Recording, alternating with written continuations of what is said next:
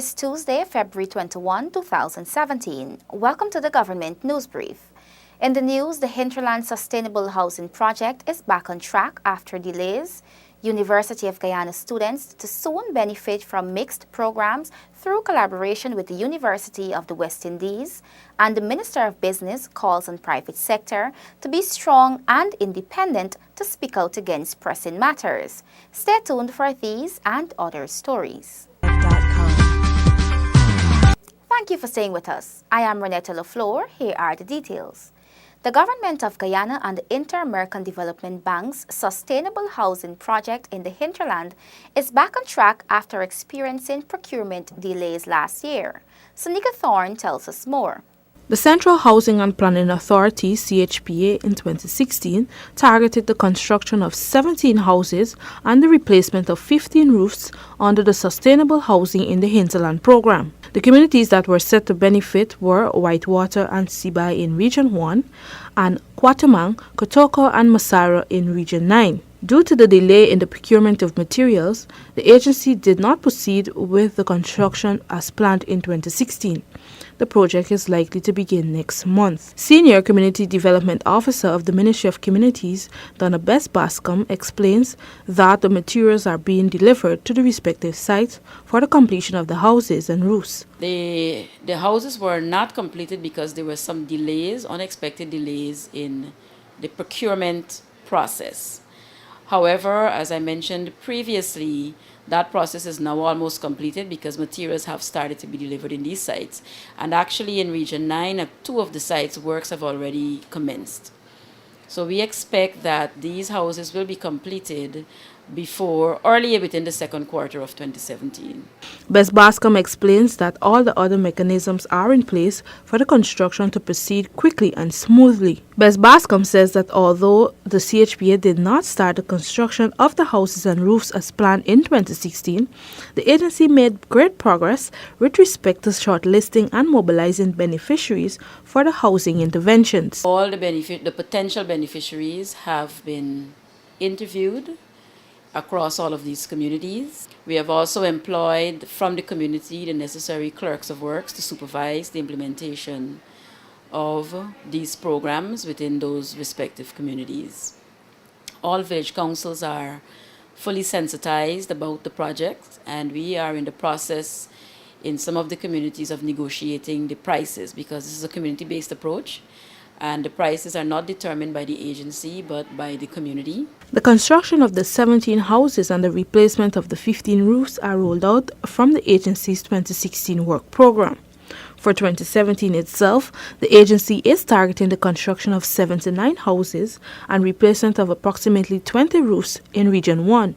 The agency will also construct 20 houses in Region 9, Bess Bascom says. For the Government News Brief, Sonika Thorne reporting. The University of Guyana students will benefit from mixed programs through collaboration with the University of the West Indies. Details in this Delon Sanko story. Vice-Chancellor of UWI, Professor Sir Hilary Beckles, says that the university is already collaborating with UG, but there needs to be full mobility where students can mix their programs at both universities. We would love to make that into a structural relationship where a bridge is built between the two universities, where you can move credit from one to the other. You can mix your degree programs. You can do a part at UG, a part at UWI. You could actually create a circumstance where the two institutions interface in such a way that there is full mobility. Vice-Chancellor Professor Sir Beckles explains that currently there is an association of Caribbean universities to merge the institution.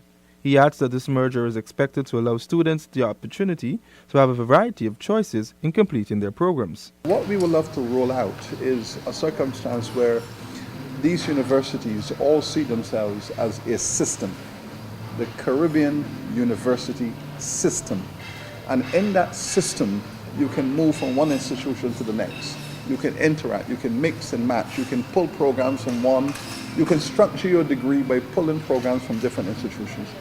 The UWI Vice-Chancellor notes that in the English-speaking Caribbean, the capacity of higher education is inadequate in quantity, and there are specific challenges with aspects of its quality.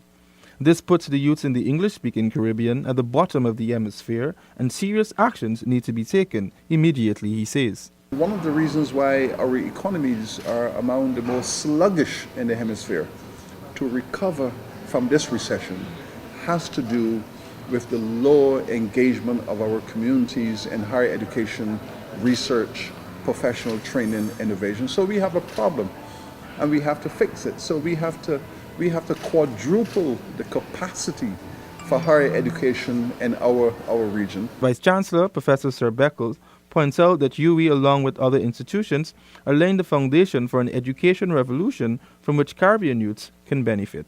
Dalan Sanko for the Government News Brief. Minister of Business Dominique Gaskin says Guyana needs a strong and vibrant private sector. More from Gabriela Patram. In responding to the Private Sector's Commission's PSC recent statement that it has lost confidence in the economy, Minister of Business Dominique Gaskin has expressed shock that the group would make such a pronouncement towards the government that is less than 2 years old. The minister said that the statement is coming after a prolonged period during which the PSC was extremely reluctant to even offer the mildest of criticisms against the previous administration. Tells me that they have finally found their voice.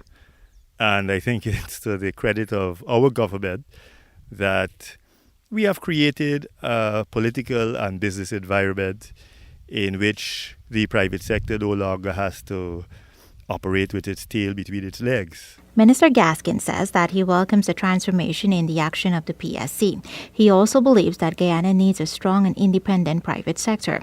The business minister notes that such a body will be able to speak out against whatever matters are facing their members. However, I do take issue with the lack of confidence, especially the specific statement, which was that the current trajectory in which Guyana is heading does not inspire investor confidence. I don't agree with that. I think we have, there are lots of indications that investors are confident in the trajectory in which Guyana is heading. Minister Gaskin says he has sent a formal proposal for the establishment of a public-private dialogue body that would represent a forum for structured dialogue between the public and private sectors. A recent statement by Director of Economics, Dr. Justin Ram from the Caribbean Development Bank, CDB, says that Guyana's future is bright and is on the right economic path. He referred to the recent oil and natural gas discoveries offshore Guyana and noted that with the expectation that commercial production of the commodities is due to begin in a few years, and combined with the government's fiscal responsibility, there is great potential there. For the Government News Brief, Gabriela Patram. The establishment of an interministerial task force is among a series of interventions by government to address social issues plaguing Barometer Region 1.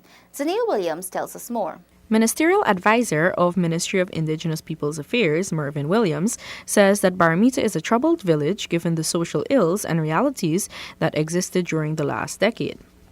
Williams explains that when the government took office in 2015, it immediately set out to establish an interministerial task force, which included ministers of Indigenous Peoples Affairs, Communities, Social Protection, Public Security, and Health, towards finding solutions to the problems facing the Indigenous community. Illegally operating shops in the gold fields, the back dams have been shut down. There have been visits by the Guyana Police Force attending to the question of unlawful vending of alcohol, and in addition to other criminal activities. The Ministry of Health has done outreaches in the area. The Ministry of Indigenous Peoples and Education have come together to ensure that the soup kitchen was set up for the children to be able to have a decent meal in the course of the school day. There have been countless interventions since the government has come to office. Williams was responding to calls by the Guyana Human Rights Association, GHRA, for the government to act to pull back the slide in human and social standards in Barometer. Alcoholism, suicide, sexual and domestic abuse are just some of the social issues affecting the community. Williams pointed out that issues affecting the community cannot be addressed overnight. However, with continued collective effort with all state agencies and other organizations, government will eventually bring solid, lasting solutions to the crisis in Barometer. Barometer prior to May 2015 was nowhere in the news as it relates to suicide. All of a sudden, the world recognizes that Barmita has a suicide problem.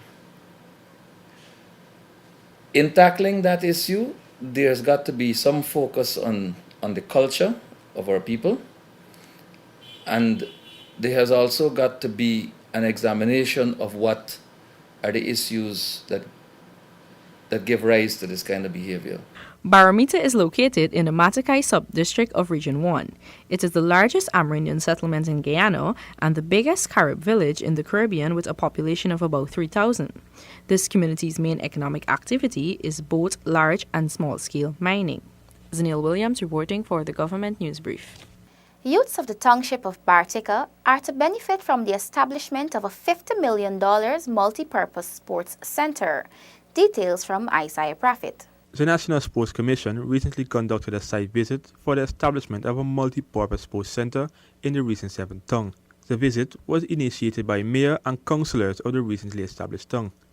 According to the Director of Sport, Christopher Jones, the multi-purpose center is an aspect of sport development coming out of the 2017 national budget. Essentially, I did a site visit and met with the mayor and the councillors of the municipality with a view of having them essentially identify the location where this multi-purpose facility will be built, do site visit of the proposed sites, and of course get a proposal from them as to what is going to be had. That was done in Bartica. According to Jones, the Bartica Community Center ground is most likely to be the site where the multi-purpose center will be built. I know last year, because of the intervention of our ministry, because the school, inter-school tournament that was being had ran the risk of not being run in Bartica at the time because the grounds were waterlogged. Because of an intervention by our ministry, they were able to run off those inter-school tournament there. So essentially the municipality and the councillors are very happy, very excited that a major development is going to be had. The multi-purpose center is expected to house facilities for sporting disciplines which include basketball, cricket, football and volleyball. Isaiah Prophet for the Government News Brief. We have come to the end of today's edition of the Government News Brief. The details of these and other stories can be found on GINA's website. GINA has an active Facebook page and we encourage you to visit and like us so you can be updated as the news unfolds. You can also visit our website and YouTube channel. Do join us tomorrow for another edition of the Government News Brief. I am Renetta LaFleur. Thank you for watching.